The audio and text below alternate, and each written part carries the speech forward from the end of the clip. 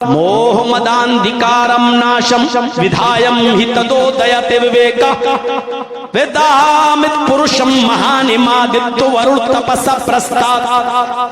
मोहम्मद नाम का जो शख्स आएगा वो अंधेरे को नाश करेगा। पुरुषम एक इंसान होगा, महानिमादित्य लेकिन महान पुरुष होगा, उसके बराबर कोई दूसरा ना होगा। बेहोश होकर जमीन के ऊपर गिर पड़े और जो पहाड़ था जिसके ऊपर चढ़े हुए थे वो पहाड़ जलकर सुरमा बन गया, पहाड़ जलकर राख हो गया। मूसा अलैहिस्सलातु वस्सलाम को जब होश आया तो एक आवाज सुनते हैं, गैब से आवाज आती है। मूसा अलैहिस्सलातु वस्सलाम को अल्लाह पुकार कर कहता है, इन्ननी अनल्लाह ला इलाहा इल्ला अना फअबुदनी व अक़िमिस्सलात लिज़िक्री। देखिए मूसा अलैहिस्सलातु वस्सलाम को जब होश आया तो उन्होंने क्या सुना, अल्लाह क्या कह रहा है उनसे, इन्ननी अनल्लाह, ऐ मूसा मैं ही अल्लाह हूं,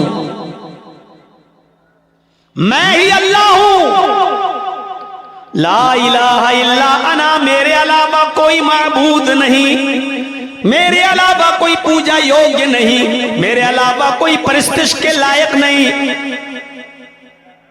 ला इलाहा इल्ला अना, मेरे अलावा कोई माबूद नहीं, फअबुदुनी, बस मेरी इबादत करना, मेरी ही इबादत करना, मेरी ही बंदगी करना, व अक़िमिस्सलात लिज़िक्री, और मुझे याद रखने के लिए नमाज पढ़ते रहना। जो लोग नमाज पढ़ते हैं वो अल्लाह को याद रखते हैं, और जो नमाज नहीं पढ़ते वो अल्लाह को भूल चुके हैं। कुरान की आयत हमें यही बतला रही है, वो अक़िमिस्सलात लिज़िक्री, मुझे याद रखने के लिए नमाज पढ़ते रहना, मेरे जिक्र के लिए नमाज पढ़ते रहना। यानी अल्लाह ने कहा अगर मुझे याद रखना है तो नमाज पढ़ना है। इसका मतलब क्या हुआ, जो मुझे नहीं याद रखना चाहता वो नमाज ना पढ़े। उज़्कुरूनी अज़्कुरुकुम, तुम मुझे याद करोगे तो मैं तुम्हें याद करूंगा। वश्कुरूली, मेरा शुक्र अदा करते रहो और मेरी नाशुक्री न करो। तुम मुझे याद करोगे तो मैं तुम्हें याद करूंगा। इसका मतलब यह है कि तुम मुझे नमाज, मेरी इबादत करोगे और नमाज पढ़ते रहोगे तो हम भी तुम्हारी मुसीबतों में तुम्हारे काम आएंगे और तुम्हारी परेशानियों को हम दूर करते रहेंगे। मूसा अलैहिस्सलाम भी नमाज पढ़ा करते थे। मरियम अलैहिस्सलाम जो मेहराब में रहती थी इबादत घर में, उनके बारे में भी अल्लाह कहता है, अल्लाह ने मरियम को भी हुक्म दिया, ईसा की मां को भी हुक्म दिया है, मरियम या मरियम कुनुती लिरब्बिक वसजुदी वरकई मार्राकिईन। मैंने आज इतनी कुरान की आयतें पढ़ दी हैं कि मैंने शायद अपनी पूरी जिंदगी में किसी एक तकरीर के अंदर इतनी कुरान की आयतें हमने नहीं पढ़ी है। ज़करिया अलैहिस्सलाम नमाज पढ़ते थे, लुकमान अलैहिस्सलाम नमाज पढ़ते थे, लुकमान ने अपनी औलाद को भी कहा नमाज पढ़ते रहना। इब्राहिम अलैहिस्सलातु वस्सलाम नमाज पढ़ते थे और उन्होंने अपने बीवी बच्चों को अल्लाह के घर के पास छोड़ा ताकि वो नमाज पढ़ते रहें। दुआ भी मांगते थे, मुझे और मेरी औलाद को नमाजी बना दे। इस्माइल अलैहिस्सलाम अपने अहलो अयाल को, बीवी बच्चों को नमाज पढ़ने का और ज़कात देने का हुक्म देते थे। मूसा अलैहिस्सलातु वस्सलाम को अल्लाह ने नमाज पढ़ने का हुक्म दिया।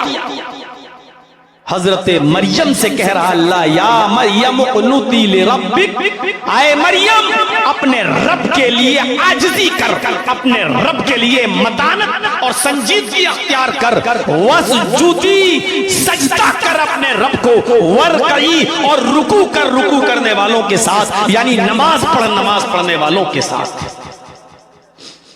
मरियम अलैहिस्सलाम भी नमाज पढ़ा करती थी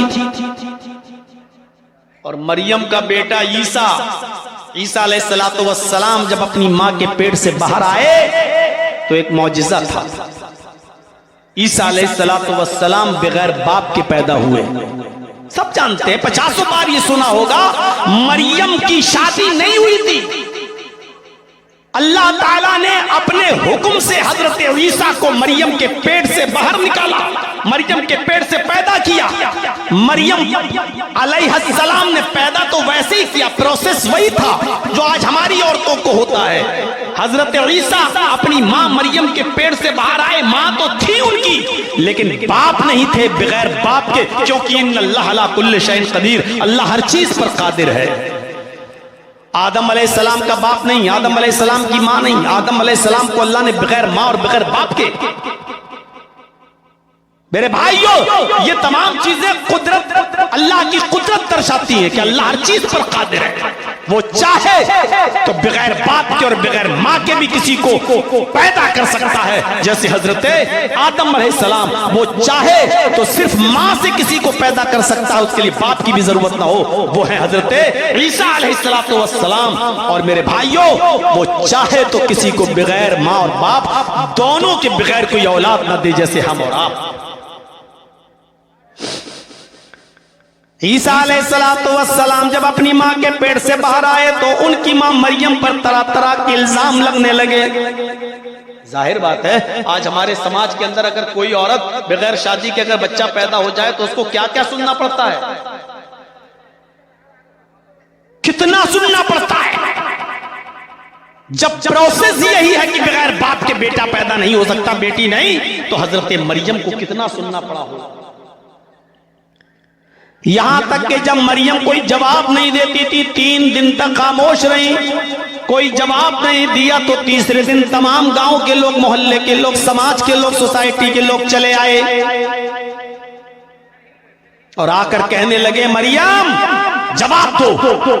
दिन भर मस्जिद में घुसी रहती हो, नमाज पढ़ती हो, रुकू करती हो, सजदा करती हो, अल्लाह की इबादत में लगी हो, और कारनामा तुम्हारा ये बेटा पैदा हुआ, शादी तुम्हारी हुई नहीं, अल्लाह वाली बनती हो, बड़ी नेक दिखाई देती हो, और कारनामा तुम्हारा ये, बताओ ये बच्चा, इसका बाप कौन है। एक औरत कितने दिन तक चुप रहेगी, कितने दिन तक लोगों की बद्दुआएं और लोगों के तंज और ताने सुनती रहेगी। जब वो रह न सकी, तंज सुनते सुनते परेशान हो गई, जब कंट्रोल से बाहर हो गई, तो मरियम ने उसी 3 दिन के बच्चे की तरफ इशारा कर दिया, ईसा की तरफ। आए समाज वालों, आए सोसाइटी वालों, मुझसे क्यों पूछ रहे हो कि ये बच्चा किसका है, इसका बाप कौन है, जाओ इसी बच्चे से पूछो। तुम मुझे गलत समझ रहे हो, तुम मेरे ऊपर इल्जाम लगा रहे हो, तुम ये समझ रहे हो कि मैंने किसी के साथ मुंह काला किया इसलिए ये बच्चा पैदा हुआ है। अब मैं कुछ नहीं बोल सकती, यही बच्चा तुम्हें बताएगा, जाओ इस बच्चे से पूछो। तो जानते हो लोगों ने क्या कहा था, वाह अपने पे आई तो बच्चे पे डाल दी बात। कुरान के अल्फाज सुनिए, कैफ़ नुकल्लिमु मन कान फिल महदी सबिया। आए मरियम जवाब तू दे, तू बता ये बच्चा कहां से आया, इसका बाप कौन है। कहती है बच्चे से पूछ ले, वो बच्चा जो पालने में झूल रहा है, वो बच्चा जो झूलेदान में झूल रहा है, 3 दिन का बच्चा हमसे कैसे बात करेगा। कैफ़ नुकल्लिमु मन कान फिल महदी सबिया, वो 3 दिन का बच्चा हमसे कैसे कलाम करेगा, हम उससे कैसे गुफ्तगू करेंगे, कैसे पूछेंगे, और पूछेंगे तो वो क्या जवाब देगा। और जाहिर है 3 दिन का बच्चा क्या बोलेगा, लेकिन अल्लाह ताला ने उस बच्चे को जबान दी, 3 दिन का वो बच्चा बोल पड़ा। तो जानते हो ईसा अलैहिस्सलाम ने क्या कहा, अल्लाह ने उस बच्चे को कुव्वते गोयाई दी, जबान दी, और 3 दिन का वो बच्चा उसी पालने से, उसी झूले से चीख कर बोलता है, आवाज देता है, ललकारता है, और क्या कहता है, इन्नी अब्दुल्लाह अतानियल किताबा वजालनी नबिय्यन वजालनी मुबारकन ऐनमा कुन्तु व औसानी बिस्सलाति वज़्ज़काति मा दुमतु हय्या।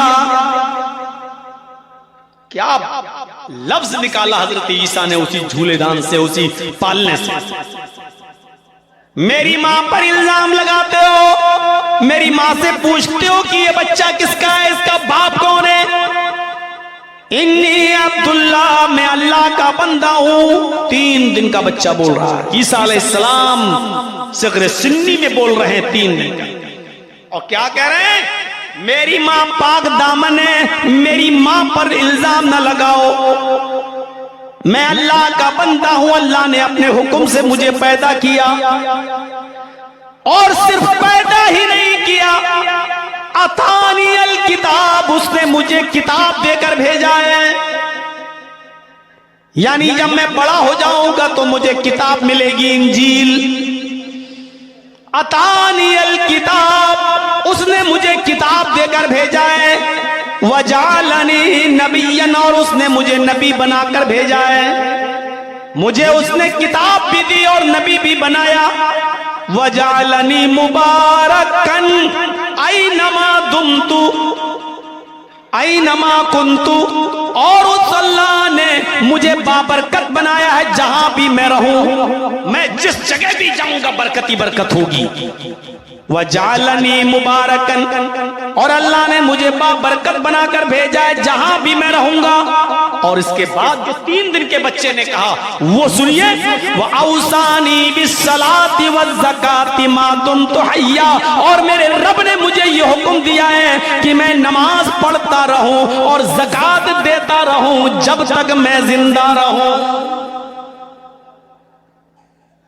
तो इससे पता चलता है कि आदम से लेकर ईसा तक जितने भी नबी आए, हर नबी पर नमाज भी फर्ज थी, और सारे नबियों ने नमाज भी पढ़ी। हमारे भाई अगर बुरा ना माने तो कृष्ण जी भी 5 वक्त की नमाज पढ़ा करते थे। यकीन ना आए तो श्रीमद् भागवत गीता का 6ठा अध्याय का 10वां मंत्र देख लीजिए। योगी उज्जीत सततमात्मानं रहस्य स्थिता एकाकी अच्युतात्मा निराशीर परिग्रह। जिसमें कृष्ण जी अर्जुन से कह रहे हैं कि हाय अर्जुन, ईश्वर की जब पूजा करो तो पूरे शरीर का योग करो। योगी यूपी वाला नहीं, योगी युज्जीत सततमात्मानं,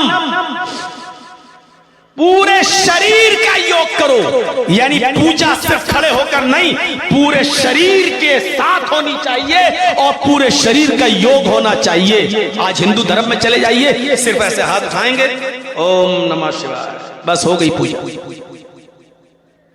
बहुत से लोगों को आप देखिएगा, नई नवेली बीवी को मोटरसाइकिल पे पीछे बिठाए होंगे, भिख मंगनी गाड़ी पे बैठे होंगे जो जहेज में मिली होगी। जो लड़की के बाप ने अपने दामाद को इंटरनेशनल भिखारी समझ के दी होगी, उस मोटरसाइकिल पे बैठ के वो अपनी बीवी को लेके जा रहा है। और रास्ते में जो देखी हनुमान जी की मूर्ति या रामचंद्र जाओ बड़ा जो मूर्ति देखी, अब तो बेचारा हाथ भी नहीं जोड़ता है। 10 किलो की खोपड़ी हिलाई, बढ़ गया आगे, हो गई पूजा।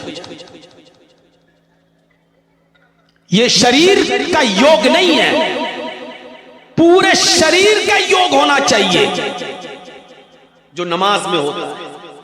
अल्लाह अकबर, ये पॉजिटिव रेजेस दौड़ रहे हैं ये। और ये देखिए, ये यहां एक्सरसाइज है, ये वजन। कभी आपने देखा होगा, कभी नींद में फिर एकदम पकड़ लेता। तरावी अरावी पढ़ते होगे, जब लंबी लंबी सूरतें पढ़ी जाती हैं उसमें, तो रात में नींद आने लगे तो पढ़ रहा, इमाम साहब चल रही गाड़ी धक्का धक, या लमून तालमून के अलावा कुछ समझ में नहीं आ रहा है। उनको तो जल्दी कुरान खत्म करना है। चला अलिफ लाम मीम ज़ालिकल किताबु ला रैब फीह हुदल लिलमुत्तक़ीन अल्लज़ीना युमिनूना बिल गैबि व युक़ीमूना अस्सलाता व मिम्मा रज़क़नाहुम युनफ़िक़ून। आखिरी वाला जुमला या लमून तालमून समझ में आता, उसके अलावा कुछ समझ में नहीं आता। और यहाँ बेचारा पीछे ये हाथ जो गिरता है इसीलिए गिरता है क्योंकि ये पॉजिटिव रेजेस और ये दौड़, ये वजन है इसके ऊपर, ये हाथ की एक्सरसाइज है ये। बहुत से लोग यहाँ नियत बांध लेते हैं अल्लाह, उनका हाथ गिर ही नहीं सकता, सो जाएंगे फिर भी बहुत गिर नहीं सकता। क्यों? क्योंकि यहाँ वजन नहीं है, पॉजिटिव रेजेस नहीं है। मैं ये नहीं कह रहा हूं तो जैसा पढ़ता है वो पढ़ रहा, उसकी मर्जी। मेरे भाइयों, पॉजिटिव रेजेस यही है। तो योगी उज्जेत तदत्मा एक्सरसाइज होनी चाहिए। ये खड़े हैं, एक्सरसाइज, ये हाथों की, ये। उसके बाद में आइए रुकू करिए। रुकू, आजकल तो रुकू होते नहीं, कौवे की चौंचे मारी जा रही है। अल्लाह स्वांद्र बलजिम स्वांद्र बलजिम स्वांद्र बलजिम, ये कौवे की चौंचे मार। अरे जब रुकू करो तो हाथ टाइट, उंगलियां खुली हुई, ये पांचों, और मजबूत घुटना पकड़ लिया जाए, और उसके बाद पीठ इतनी सीधी कर ली जाए कि पानी का भरा हुआ बर्तन अगर उस पीठ पर रखा जाए तो गिरने ना पाए। जब तक ऐसे करते हैं तब तक समी अल्लाह लिमन हमीदा, अल्लाह। अभी हम रुकू में जा नहीं पाते, इमाम उठ जाता है। मेरे भाइयों, ऐसा नहीं। अगर कोई आदमी वैसे रुकू करने लगे जैसे रुकू बताया गया है, पीठ बिल्कुल सीधी और पानी का भरा हुआ बर्तन अगर रखा जाए तो गिरने ना पाए, पीठ बिल्कुल इतनी सीधी हो जानी चाहिए। आज ऐसे रुकू की जरूरत है। तो ये रीढ़ की हड्डी की एक्सरसाइज होती है, नसें खिंचती हैं, आपके मसल्स प्रॉब्लम्स दूर होती है इससे। आपकी ये नसों की बीमारियां जो आपके ये खिंचन रहती है पैरों के, ये इससे दूर होती है। और उसके बाद समय अल्लाह लिमन हमीदा कहकर खड़े होइए, फिर अल्लाहु अकबर कहकर आप जब सजदे में जाएं तो पैरों की उंगलियां इस तरह मुड़ी हुई होनी चाहिए कि वो किबले की तरफ हो और मुड़ी हुई हो। बहुत से लोग ऐसे कर लेंगे, बहुत से लोग उसी पे, गलत है। पैरों की उंगलियां मुड़ी हुई हो, दोनों पैर आपके मिले हुए हो, और जब ये पैरों की उंगलियां मुड़ी हुई होंगी तो यहां से जो नसों का खिंचाव आएगा जो आपकी रीढ़ की हड्डी तक आएगा, और सजदे में जब आप जाएंगे तो ब्लड का सर्कुलेशन आपके दिमाग तक पहुंचेगा।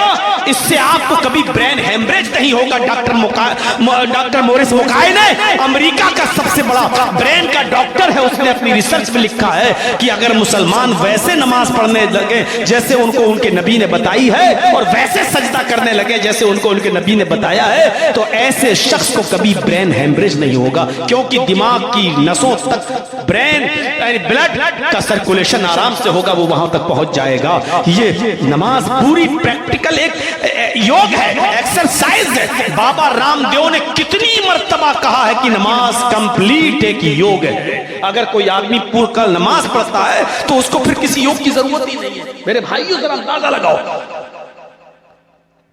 देखना चाहे तो बाबा रामदेव का भाषण यूट्यूब पे पड़े हुए हैं, उसके अपने चैनल पर आप देख सकते हैं। उसने नमाज पढ़ की तारीफ की है और कहा कि नमाज कंप्लीट एक एक्सरसाइज है, नमाज से बड़ी कोई एक्सरसाइज नहीं है। इसलिए कि इसमें जिस्म के एक एक हिस्से की एक्सरसाइज हो जाती है, पूरे शरीर की एक्सरसाइज हो जाती है।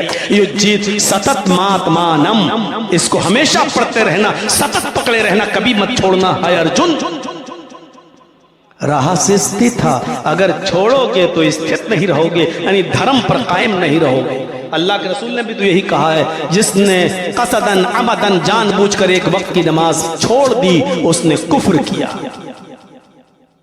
अल्लाह के नबी भी तो यही कह रहे हैं ना, एकाकी यज्जतात्मा, एक अल्लाह के सामने खड़े हो जाओ, एक ईश्वर के सामने खड़े हो जाओ, यज्जतात्मा, और अपनी आत्मा को वही लगा लो, यानी इधर उधर मत देखो। यज्जतात्मा, हृदय दिल के साथ वहीं पर आप की नजर हो और इधर उधर ना देखो। यही तो अल्लाह के नबी ने फरमाया, जब तुम नमाज पढ़ने के लिए खड़े हो ताबुदल्लाह का अन्नका तराह, तो ये समझ लो कि तुम अल्लाह को देख रहे हो। फ़इल्लम यकुन, अगर तुम अल्लाह को नहीं देख रहे हो तो यह तसव्वुर कर लो फ़इन्नहु यराक, वो तुम्हें देख रहा है। जब तुम ये सोचोगे कि अल्लाह मुझे देख रहा है, तो आप पुलिस वालों के सामने चोरी कोई करेगा? डीएम के सामने कोई बदतमीजी कर सकता है? उसको मालूम है कि हाकिम हमारे सामने, जज के सामने तो वकील खड़े रहते हैं, क्योंकि वो अपना मालिक समझते हैं, और उसके सामने बदतमीजी नहीं। जब हम ये समझ लेंगे कि अल्लाह हमें देख रहा है, तो कोई उस नमाज को उल्टी सीधी पढ़ेगा, वो तो उस नमाज को अच्छी तरीके से पढ़ेगा, क्योंकि मेरा रब मुझे देख रहा है। इसलिए नमाज को खुशू और खुजू के साथ पढ़ो। फ़इल्लम यकुन यरा फ़इन्नहु यराक। अगर तुम ये ना सोच सको कि तुम अल्लाह को देख रहे हो तो ये सोच लो कि अल्लाह हमें देख रहा है। ये नमाज यच्चतात्मा, पूरी आत्मा को उसी की तरफ लगा दो। निराशीर परिग्रह, सबसे निराश हो जाना, लेकिन ऊपर वाले से निराश मत होना। कृष्ण जी कह रहे हैं अर्जुन से, सबसे निराश हो जाना लेकिन ऊपर वाले से निराश मत होना। परिग्रह वही सब झोलियां भरता है, वही सब देने वाला है, वही तुम्हारे दामन को भरने वाला है, उससे निराश मत होना। सामवेद के अंदर भी तो यही कहा गया है। यचित्तियो यो पिम्मिम्मा नस्तस्मा देवी शोरी ऋषा। जो कुछ भी मांगना है उससे मांगो। यचित्तियो यो पिम्मिम्मा, जो कुछ भी लेना है उससे लो, वही झोलियां भरने वाला है, वही दामन भरने वाला है। नस्तस्मा देवी शोरी ऋषा, नस्तस्मा देवी शो, नहीं दे सकता उसके अलावा कोई भी देवी देवता तुम्हें। री ऋषा कुछ भी, री ऋषा कुछ भी, उसके अलावा कोई भी देवी देवता तुम्हें कुछ भी नहीं दे सकता। यानी जो मांगना हो अल्लाह से मांगो, अल्लाह के अलावा तुम्हें कोई कुछ नहीं दे सकता। अरे यही तो कुरान कहता है, उदूनी अस्तजिब लकुम। ओ मेरे बंदो तुम मुझे पुकारो मैं तुम्हें दूंगा। ओ मेरे बंदो तुम मुझसे मांगो मैं तुम्हें दूंगा। उदूनी, मुझे पुकारो मुझसे मांगो, अस्तजिब लकुम, मैं तुम्हें दूंगा। यही तो अल्लाह कहता है। बल्कि बाकायदा वो ये कहता है कि मुर्दों से मत मांगो, जो कब्रों में दफन है तुम उनसे मत मांगो। इन्नका ला तुस्मिउल मौता, ऐ मोहम्मद सल्लल्लाहु अलैहि वसल्लम, ये मुर्दे इतने बेबस हैं, इतने बेबस हैं कि तुम उनको अपनी आवाज नहीं सुना सकते। सूरह नमल आयत नंबर 80 उठाओ। अल्लाह नबी से कह रहा है, ऐ नबी आप अपनी आवाज मुर्दों को नहीं सुना सकते। अरे जब नबी नहीं सुना सकते तो हम और आप मुर्दों को कैसे अपनी आवाज सुना सकते हैं? इसी को तो अल्लाह ने कहा है, इन्नल्लज़ीना तदऊन मिन दूनिल्लाहि लन यख़्लुक़ू ज़ुबाबन वलव इज्तमऊ लहु व इन यस्लुबहुमुज़्ज़ुबाबु शैअन ला यस्तनक़िज़ूहु मिनहु। अल्लाह को छोड़कर तुम जिनको भी पुकार रहे हो, अल्लाह को छोड़कर तुम जिनके आस्थानों पे जा रहे हो, अल्लाह को छोड़कर तुम जिनसे बेटा बेटी मांग रहे हो, अल्लाह को छोड़कर तुम जिनसे हाजत रवाई और मुश्किल कुशाई का सवाल कर रहे हो, लन यख़्लुक़ू ज़ुबाबन, वो एक मक्खी भी पैदा करने की ताकत नहीं रखते। वलव इज्तमऊ लहु, सब मिल जाए, सब मिलकर एक मक्खी भी पैदा नहीं कर सकते। सबका मतलब जानते हो? कश्मीर से कन्याकुमारी तक और बरेली से बगदाद तक सबके सब मिल जाएं, एक मक्खी भी पैदा नहीं कर सकते। वो यस्लुबहुमुज़्ज़ुबाबु शैअन, मक्खी पैदा करना तो दूर, मक्खी कोई चीज लेकर चली जाए, इनकी मिठाई से, इनके खाने से, इनके हलवे से अगर कोई चीज लेके भी चली जाए, ला यस्तनक़िज़ूहु मिन्हु, तो ये सब की सब उस मक्खी को पकड़ के जो चीज वो ले गई है उससे वो चीज छीनने की भी ताकत नहीं रखते। जो एक मामूली मक्खी का कुछ न बिगाड़ सके वो तुम्हारा क्या बिगाड़ेगा? कहां कहां चांटे मारे अल्लाह तबारक व तआला ने, लेकिन हम मुसलमानों की समझ में नहीं आ रहा है। अल्लाह ताला हम तमाम मुसलमानों को इस बात की हिदायत दे कि हम तौहीद परस्त बन जाएं, हम अल्लाह वाले बन जाएं और हर मुसीबत में अल्लाह को पुकारें। जो भी मांगना हो हम अल्लाह से मांगे। तो मेरे भाइयों जरा तसव्वुर कीजिए, यही तो इस्लाम कहता है। तो इस्लाम दीन तौहीद है, तौहीद का दर्स देता है। इस्लाम दीन रिसालत है, रसूल के बारे में सही इंफॉर्मेशन देता है और कहता है कि रसूल भी इंसान होते हैं। दुनिया में कोई धर्म ऐसा नहीं है जिसने अपने यहाँ आने वाले महान पुरुष को इंसान रहने दिया हो, सबको भगवान का दर्जा दे दिया। आप देख लीजिए, किसी को भी देख लीजिए, ईसाइयों को देख लीजिए, ईसाइयों ने ईसा अलैहिस्सलाम को इंसानियत से बाहर निकाल दिया और क्या कहा? सन ऑफ गॉड, अल्लाह का बेटा। ईसाइयों ने ईसा को अल्लाह का बेटा मान लिया, यहूदियों ने उज़ैर को अल्लाह का बेटा माना। आप चलते रहिए, सिख धर्म में चले जाइए। गुरु नानक को भगवान का दर्जा दिया है। चले जाइए गुरु के आप गुरुद्वारे में, बहुत दूर नहीं, हम तो दिल्ली वाले गुरुद्वारे में गए, गुरु नानक की मूर्ति के नीचे साफ लिखा है नानक भगवान। चले जाइए आप नेपाल लुम्बिनी, मैं गया हूं, गौतम बुद्ध के मंदिर को देखने के लिए हमारे साथी ले गए, चलो आओ दिखाएं। गौतम बुद्ध की मूर्ति बनी हुई है और सीधे लिखा हुआ है बुद्ध भगवान। गौतम बुद्ध के मानने वालों ने गौतम बुद्ध को इंसानियत से निकालकर बुद्ध भगवान बना दिया। जैनियों ने महावीर जी को महावीर भगवान बना दिया। सिखों ने गुरु नानक को नानक भगवान बना दिया। ईसाइयों ने ईसा अलैहिस्सलातु वस्सलाम को सन ऑफ गॉड, अल्लाह का बेटा बना दिया। हमारे हिंदू भाइयों ने रामचंद्र जी को भगवान और कृष्ण जी को भगवान का दर्जा दे दिया।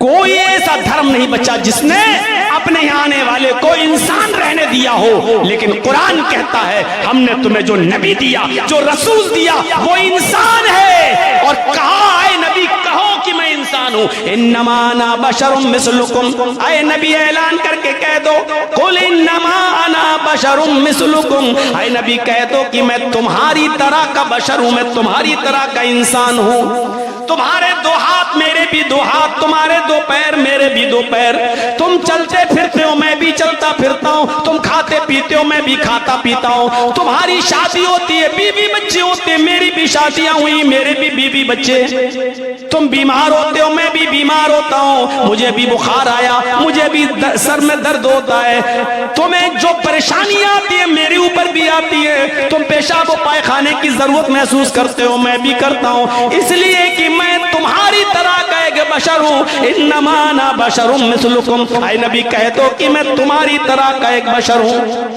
श्रीमद् भागवत महान पुराण में मोहम्मदुर रसूलुल्लाह को अंतिम ऋषि बताकर और ये कहा गया है कि वो एक पुरुष होगा, इंसान होगा।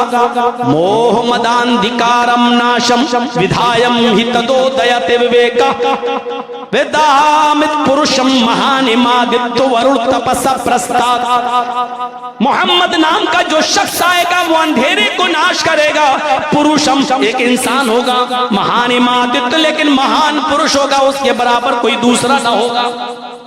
अंधिकारम नाशम, वो अंधेरे को नाश करेगा, गुनाहों के कामों को मिटाएगा। तो मोहम्मद रसूलुल्लाह ने अंधिकार को और अंधेरे को, जुल्मतों तारीकियों को मिटाया था। शराब खत्म की थी, जुआ मिटाया था, चोरी खत्म की थी और ऐसी ऐसी सजाएं मुतय्यन कर दी कि उन सजाओं को सोचकर आदमी जुर्म न करे। चोरी तो चोर के हाथ काट डालो, अस्सारिक़ु फ़क़्तऊ अयदियहुमा, मर्दो या औरत जो चोरी में पकड़ा जाए उसका हाथ काट डालो ताकि ये सजा देकर दूसरे लोग फिर चोरी न कर सकें। बलात्कार और जिना की सजा ये मुतय्यन की कि अज़्ज़ानियतु वज़्ज़ानी फजलिदू कुल्ल वाहिदतिन मिनहुमा मियत जल्दा। जिना करने वाली औरत हो या मर्द हो, हर एक को 100 कोड़े मारो। ये गैर शादीशुदा के लिए है। गैर शादीशुदा के लिए अगर उसने बलात्कार किया, जिना किया तो 100 कोड़े मारे जाएंगे और 1 साल के लिए अपने गांव और अपने मोहल्ले और अपने शहर से उसको शहर बदर कर दिया जाएगा और दूसरी जगह भेज दिया जाएगा। लेकिन अगर शादीशुदा मर्द है, शादीशुदा औरत है, अगर वो जिना करते हैं तो फिर उनको जिंदा रहने का कोई अधिकार नहीं है। पत्थरों से मार मार के उसको खत्म कर दिया जाएगा। मर्द है तो उसको पत्थरों से दौड़ा दौड़ा के मारा जाएगा, औरत है तो उसको सीने के बराबर जमीन में गाड़ के उसको पत्थरों से मारा जाएगा। बलात्कारियों की यही सजा है ताकि फिर कोई किसी दूसरे की मां और बहन और बेटी पर गलत नजर न डाल सके। जर्जी साहब की जबान से निकलने वाले ये अल्फाज मेरे भाइयों आपको बुरे लग सकते हैं, लेकिन समाज के लोगों को अब ये चीज अच्छी लगने लगी है। यहां तक के राज ठाकुरे तक ने इस बात को तस्लीम किया है और इस बात को माना है कि बलात्कारियों की वही सजा होनी चाहिए जो सजा इस्लाम ने मुतय्यन की है कि उनको जिंदा रहने का अधिकार नहीं और पत्थरों से उनको मारा जाए, पीटा जाए। मेरे भाइयों हमें और आपको गौर करना चाहिए। जुर्मों की, गुनाहों की इतनी बड़ी सजा मुतय्यन की है इस्लाम ने कि अगर आदमी लोगों के सामने वो सजा दी जाने लगे तो बलात्कार रुक जाए, चोरी रुक जाए और गुनाहों के बड़े बड़े काम जो आज हो रहे हैं सब रुक जाए। तो इस्लाम रिसालत का सही तसव्वुर पेश करता है। इस्लाम दीन मुअतदिल है, एतदाल बताता है, न बहुत सख्ती है न बहुत नरमी है। न इस्लाम इतना सख्त है कि पहाड़ जैसा हो, न इतना नर्म है कि बिल्कुल हलवा हो। इस्लाम के अंदर एतदाल है। नमाज में सख्ती है, इतनी सख्ती है कि वो आपको किसी भी कंडीशन में माफ नहीं है। नमाज किसी भी कंडीशन में माफ नहीं है। बीमार हो, खड़े होकर नहीं पढ़ सकते हो, बैठ के पढ़ लो। बैठ के नहीं पढ़ सकते हो, लेट के पढ़ लो। लेट के नहीं पढ़ सकते हो, करवट से पढ़ लो। करवट से नहीं पढ़ सकते हो, आंख के इशारे से पढ़ लो। आंख के इशारे से नहीं पढ़ सकते हो, अपने होंठ हिलाकर पढ़ लो। पढ़ना है, सख्ती तो है, पढ़ना है, लेकिन नरमी भी इतनी कि किसी भी कंडीशन में हर हाल में खड़े होकर नहीं है। आपकी कंडीशन के ऊपर है। खड़े होकर ताकत नहीं है तो बैठ के पढ़ लो, बैठ के नहीं है तो लेट के पढ़ लो, लेट के नहीं है तो करवट से पढ़ लो, करवट से नहीं है तो आंख के इशारे से पढ़ लो, आंख के इशारे से ताकत नहीं है पढ़ने की तो होंठ हिला के पढ़ लो। पढ़ पढ़ पढ़ पढ़